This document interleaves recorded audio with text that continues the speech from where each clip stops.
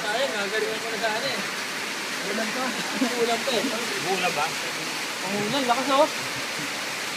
Ano yan? Unggoy yata yun, nalagay mo unggoy eh. May clowns. Pinipicture mo na naman ako, wala naman nakikita sa post. Kapag may kasama rin. Kailangan pala may isang babae para yung post. Pa naman sila naman. Ano, may dahilan na lang kung bakit